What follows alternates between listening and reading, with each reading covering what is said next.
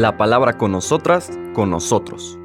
Una reflexión de la palabra cotidiana en diálogo con el acontecer de la comunidad universitaria.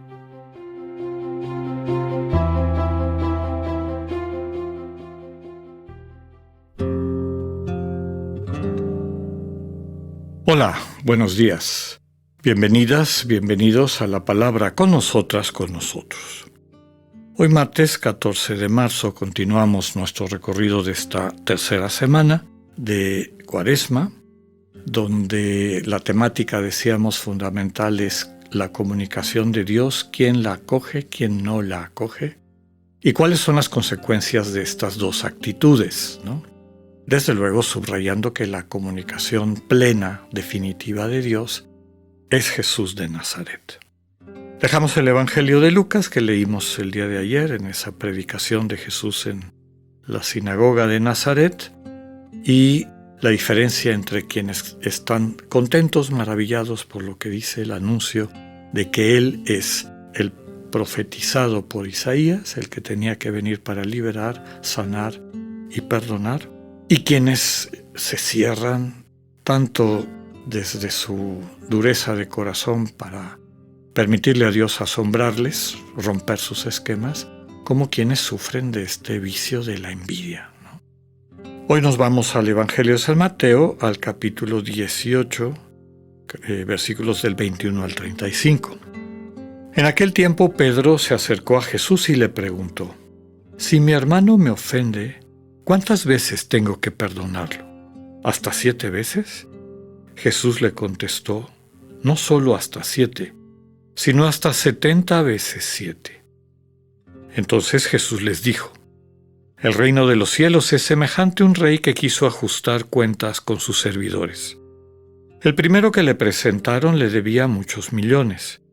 Como no tenía con qué pagar, el Señor mandó que lo vendieran a él, a su mujer, a sus hijos y a todas sus posesiones para saldar la deuda. El servidor, arrojándose a sus pies, le suplicaba, diciendo: «Ten paciencia conmigo y te lo pagaré todo». El rey tuvo lástima de aquel servidor, lo soltó y hasta le perdonó la deuda.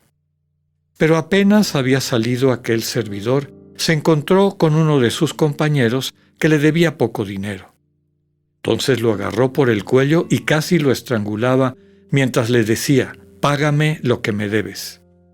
El compañero se le arrodilló y le rogaba: «Ten paciencia conmigo y te lo pagaré todo». Pero el otro no quiso escucharlo, sino que fue y lo metió en la cárcel hasta que le pagara la deuda. Al ver lo ocurrido, los compañeros se llenaron de indignación y fueron a contar al rey lo sucedido. Entonces el Señor lo llamó y le dijo: «Siervo malvado, te perdoné toda aquella deuda porque me lo suplicaste. ¿No debías tú también haber tenido compasión de tu compañero como yo tuve compasión de ti?» El Señor, encolerizado, lo entregó a los verdugos para que no lo soltaran hasta que pagara lo que debía.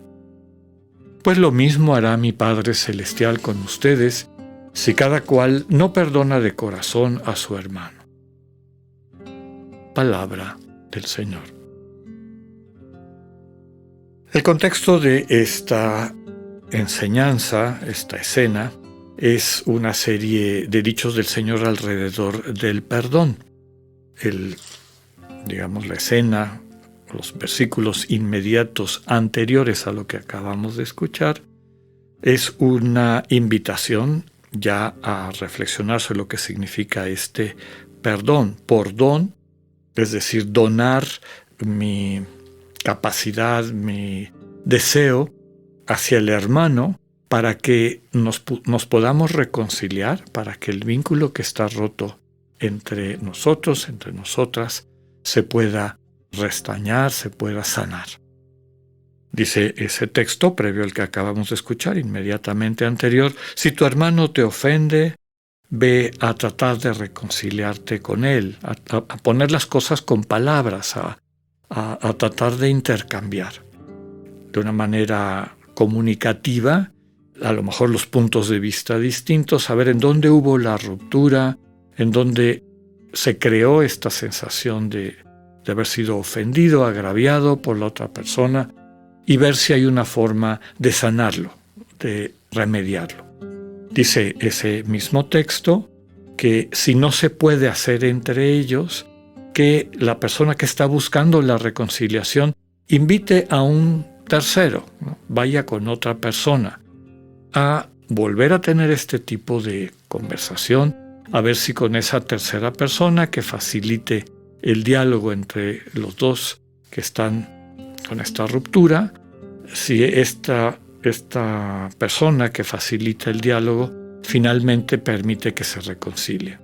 Y sigue el proceso, si ni así se puede dar la reconciliación, y yo creo que lo que subraya el texto es que hay una persona que es la que está resistiendo la reconciliación, entonces se le lleva a la comunidad este dato, y es la comunidad la que reunida pues trata de facilitar que se dé la reconciliación. Y termina diciendo, si ni en la comunidad, ni con la comunidad aquella persona acepta la reconciliación, pues lo mejor es caer en la cuenta de su situación y caer en la cuenta también que la comunidad ha llegado ya al límite, es decir, dejarlo fuera porque es probable que pueda seguir destruyendo las relaciones con otras personas.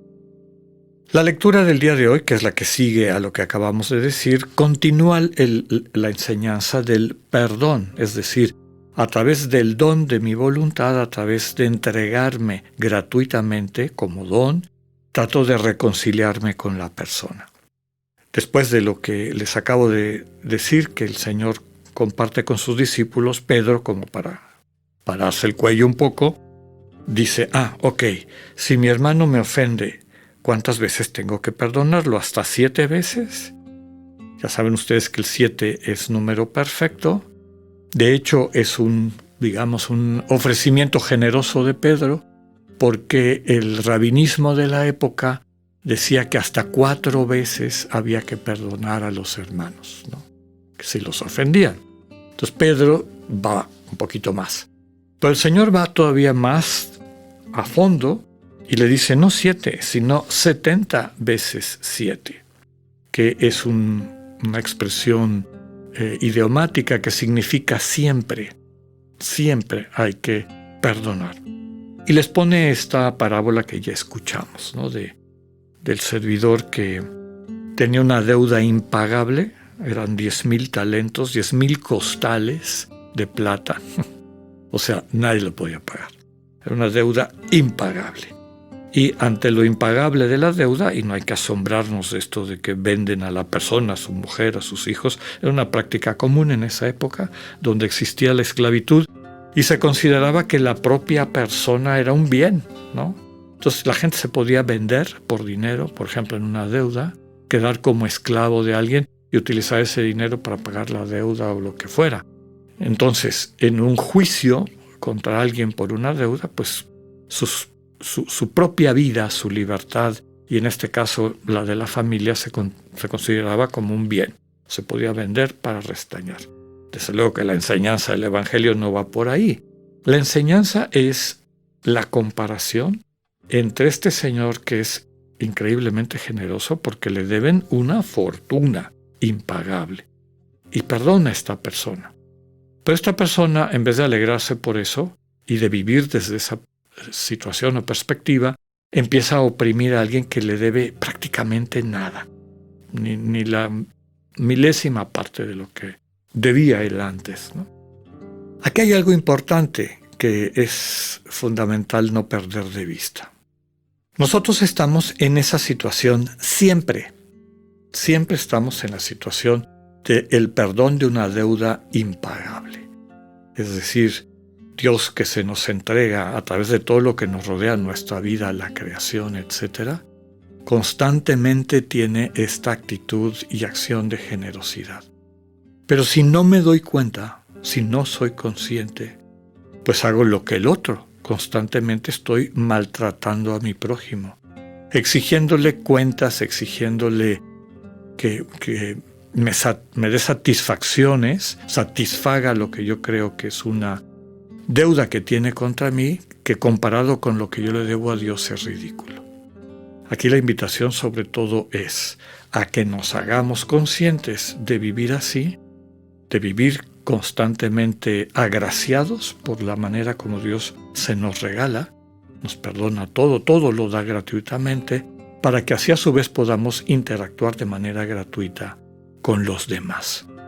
Nuevamente vemos el mensaje de esta semana: ¿quién entiende y vive la comunicación de Dios y quién se cierra y queda fuera de la comunicación de Dios?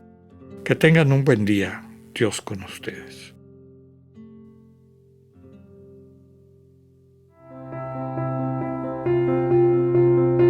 Acabamos de escuchar el mensaje de Alexander Satirka.